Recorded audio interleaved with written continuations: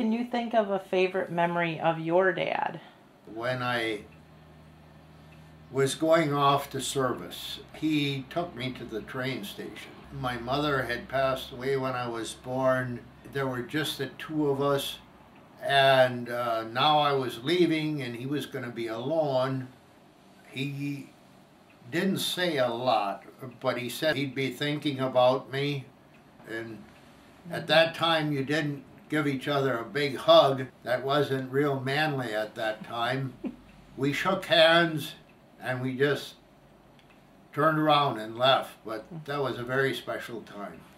Every Sunday, the three of us youngest boys were still at home, and we'd get bulk ice creams, and that was a real thrill for us. I guess some of the best time is when I used to work with him, because we wasn't really very close. I mean, he was a really rough father. He wasn't a gentle person, that's for sure. For you personally, who would you consider to have been the father figure in your life, the person that was a role model as a dad?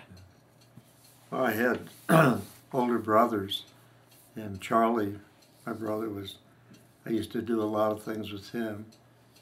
And then Barb's dad was really great about that. What is your favorite memory of being a dad? The birth of my children, when they were baptized, when they were confirmed into the church. Weddings were very meaningful. Those were all special times. Proud I had my children. I mean, it was a joy to us. So just to clarify, Kurt was a joy to you.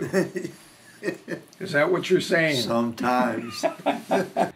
What would you say is the most rewarding thing about being a father?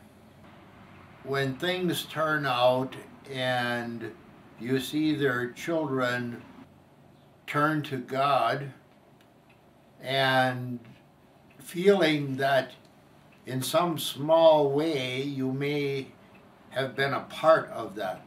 I was proud of our children. They went to church. They was good Christian children, and that was so important to us. For you, what is or was the most challenging thing about being a dad? Probably trying to live the Christian life and realizing that you don't really always measure up to it. I mean, we had to be strict with this and make sure that you did the right things. And kids are going to do things that's not right, but we tried the best to have you do that. What qualities do you think make a good dad? Honesty and integrity. And it's hard to separate the two. You don't have to be perfect, because none of us are. And you're going to make mistakes. But if you've tried your best, then you can leave the rest up to God. Father should be good to his children, but I think he should be strict to them, bringing kids up to be Christian children. How would you say that your relationship with Jesus has impacted you as a dad? Probably the most important thing, because we all fail. We all don't do what we know we ought to do, but you try. Well, I think, because I believe in Jesus, then I think I pass that on to our children. I mean, that's the most important thing, in our lives, that's for sure. If you had to tell Father something today, what would you tell them? Just be the best father you can.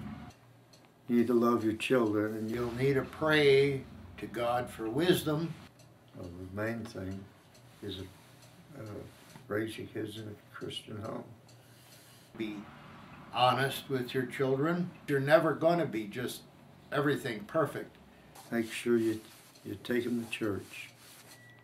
You ask God for wisdom, and you have to kind of leave it there. So if you had one thing that you would want to pass on to your children, your grandchildren, your great-grandchildren, all the generations that would come from your family, what would you like to pass on to them? Living faith. That's the only eternal thing that you can pass on. And that's the only thing that you can truly leave to your kids. Like I say, believe in Jesus Christ as their Savior. And it's so important. And why is that? Well, again, I hope they're going to go to heaven. That's right. And I'm sure they're going to go to heaven. Yeah.